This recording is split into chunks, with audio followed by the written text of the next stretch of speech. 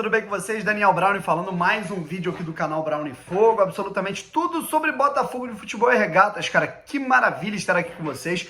É o quarto vídeo do dia que eu vou usar para discorrer aí, evidentemente, durante a madrugada e amanhã desta sexta-feira. Pô, eu vou te falar, meu irmão, meu aniversário, tô trabalhando pra caramba, meu irmão, trabalhando muito, quarto vídeo, fora a live que eu fiz, né, que passou, evidentemente, da meia-noite, né, vocês foram os primeiros a me dar parabéns, né, então, seguinte, cara, vambora, vamos partir aqui para trocar uma ideia com vocês sobre questões táticas, tá? Já fiz um vídeo sobre Rafael Navarro, fiz um vídeo sobre Fernandão, né? Já falamos aí muito sobre a situação do Botafogo na tabela. E eu quero falar um pouquinho sobre algumas questões, né, que vêm sendo muito discutidas. Eu vejo, né, as situações, né, de leitura de jogo, né? Quando eu falo tática, que eu não vou aqui ficar falando de números, né, organização ofensiva, defensiva. Eu acho que mais vale a gente pegar as situações, né, e falar com uma linguagem, né, mais na linguagem da rapaziada aqui, né, sobre os aspectos táticos, o porquê de algumas escolhas, né, o porquê que algo está acontecendo, não está acontecendo, enfim. Aspectos do time, tá? E vamos começar pelo gol, certo? Vamos por parte aí em relação à posição. Eu quero falar um pouquinho sobre questão de Diego Loureiro, tá? O Botafogo, ele tá com uma faca, né, de, assim, duas pontas, né? Porque é o seguinte, o Diego Loureiro é um cara que pegou a posição do Douglas Borges num determinado momento, né? Ele assumiu a posição do Douglas Borges no Botafogo e Cruzeiro 3-3, que inclusive foi o último jogo do Botafogo sob o comando do Chamusca. A partir dali, o Diego Loureiro pegou a posição, até foi bem nos primeiros jogos, tinha uns relances ali, umas falhas de saída e tudo mais. E aí teve uma falha contra o Operário, voltou a agarrar direitinho, aí tem aquela insegurança, saída de bola. Falhou contra o CSA ontem, fez uma boa defesa, mas também largou uma bola que não poderia largar, que quase originou o gol. Se não fosse o Gilvan dividir, o Botafogo teria perdido o jogo. Saída de bola, os próprios jogadores já estão irritados, que ele está muito inseguro com isso desde o jogo contra o Náutico, que fortificou isso depois da falha medonha contra o CSA. Então, é um cara que ele já está sem confiança. Aí vamos dizer que o Botafogo tira e coloca o Douglas Borges.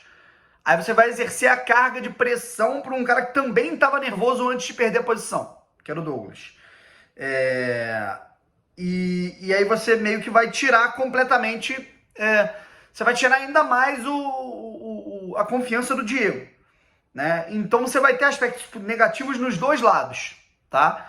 A questão é o Gatito voltar para ontem, né? E aí eu acho que ele vai ter que entender e tentar de alguma maneira, né, acelerar esse processo de retorno. Se não for para esse jogo contra o Avaí, eu acredito que não tenha grandes novidades, porque, ou não sei, né, mas eu não tenho nada ainda. Pelo menos contra o CRB, a gente ia voltar a ter o Gato no gol do Botafogo. Vamos pra zaga. Assim, eu acho que tá evidente que o Carly é meio time. Tá? O Carly é meio time do Botafogo. Por quê? Ele traz segurança na bola aérea, porque a gente tem um goleiro inseguro na bola aérea. Nunca pensei que eu fosse dizer isso, mas ele traz segurança na saída de bola. Por quê? Primeiro porque ele é um cara que tem uma saída de bola, apesar de ser meio turrão, apesar dele ser meio broncudo, ele é um cara com uma saída de bola muito melhor que o Gilvan. Muito melhor. Infinitamente melhor, né? E ele tem uma coisa que o Canu não tem. O Carly sabe que ele não é um craque com a bola no pé. O Carly sabe que ele não é um zagueiro classudo nível Thiago Silva. O Canu não sabe. O Canu acha que é o Beckenbauer. O Canu acha que ele tem a qualidade de um Sérgio Ramos, né? Para sair jogando e arrastar a bola até a intermediária ofensiva da equipe. E numa dessas ele perde uma bola, tenta dar um passe, erra, prejudica, é estabanado nessa de tentar pegar, ganhar no corpo, nessa foi expulso. Então o Carly é meio time, cara. O Carly passa segurança para os demais zagueiros, cara. Não à toa a segurança que ele passava pro Gabriel quando jogava aqui, pro Igor Rabelo quando jogava aqui, pro Marcelo Benevenuto quando jogava aqui, e agora pro Canu também. E pro Gilvan no jogo contra o Sampaio, certo? O Carly é meio time e ele vai ter que estar presente na maioria desses jogos, mesmo com tornozelo ruim, cara. Vai ter que dar o jeito. O Botafogo tem que planejar para isso, e graças a Deus planejou para o jogo contra o Sampaio. Tem que planejar agora contra o Avaí também.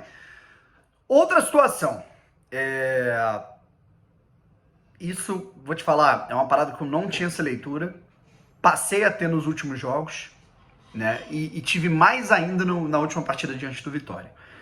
A gente sente falta do Pedro Castro. O Pedro Castro dá uma intensidade para o meio-campo. O Pedro Castro se apresenta, ele abre espaços. Taticamente, o Pedro Castro é o segundo homem do Botafogo, né? Eu acho que Oyama e Barreto eles se anulam um pouco. E detalhe, o Oyama é primeiro volante. Então o Oyama ele tem que disputar a posição com o Barreto. O Barreto é esse cara de mais contenção. O Oyama, além de não ser um segundo volante, ele não tem os trejeitos, ele não tem a noção de leitura de quando ele tem que adiantar, quando ele tem que avançar, abrir um espaço para você ter um espaço, metros maiores para se trabalhar no meio, né, com outros atletas como o Chay, por exemplo. O Pedro Castro, ele faz esse trabalho sujo, né? A gente viu isso várias vezes contra Vila Nova, enfim, Vila Nova principalmente, cara, que ele tinha uma movimentação interessante, achava um passe, ou o Carly achava o passe, né? E aí você tinha, né, os jogadores ali soltos com mais espaço para trabalhar as jogadas. São jogadores muito objetivos como Marco Antônio, Diego Gonçalves, Chay, Rafael Navarro. Então o Pedro Castro, cara, essa lesão do Pedro Castro foi complicada, sabe? A gente tá sentindo falta disso. O Oyama não é esse segundo volante em termos de intensidade. Até roda bem a bola e acho que nem isso ele tem feito bem. Eu acho que ele é um cara que ele tá perdendo muita bola no meio e ele toca muito a bola para trás, tá? Toca muito a bola para trás. Porém, eu acho que a gente também não tem que cair em cima do cara porque não é a posição dele. Ele é primeiro volante, não segundo volante. Ele é um cara que ele ajuda muito na saída de bola, certo? Então, enfim. Mas eu acho que o Botafogo ele tem que começar a pensar nisso. Uma possibilidade de alguém substituindo Pedro que não o Oyama, certo? Podem jogar até Oyama e Pedro juntos. Quando jogaram juntos foram muito bem, tá? Quero falar um pouquinho também sobre proximidade do gol, tá? E além disso, mais uma outra coisa, o Diego Gonçalves eu acho que ele não é titular absoluto, sabe? Eu acho que ele é um cara que ele agrega, né? Ele é um cara que responde, mas eu não acho que ele deve ser titular absoluto do Botafogo, não. Sabe, eu acho que ele é um cara que ele tem algumas dificuldades de se manter no ritmo durante 90 minutos. É um cara que ele tem uma parada de se achar um pouco craque, dificultar um pouco as jogadas. O Marco Antônio tinha isso, parou com isso. E eu acho que o Marco Antônio tem que ir para a esquerda. Eu acho que o futebol do Marco Antônio fica muito prejudicado pela direita, né? E falando em futebol um pouco prejudicado, eu tô sentindo isso no Chay. Não sei se é orientação, não sei se é questão de dinâmica. Eu acho que a ausência do Pedro Castro faz isso. Por quê? O Oyama não vai tanto. Com o Oyama não indo tanto, o Chay tem que buscar jogo. Com o Chay buscando jogo, ele não consegue o quê? Pisar na área. Ele não consegue concluir no fim, né? A gente vê o Chay finalizando muito mais da entrada da área, e raramente, né? Se você pegar os últimos jogos aí, o Chay diminuiu muito o índice de finalizações dele.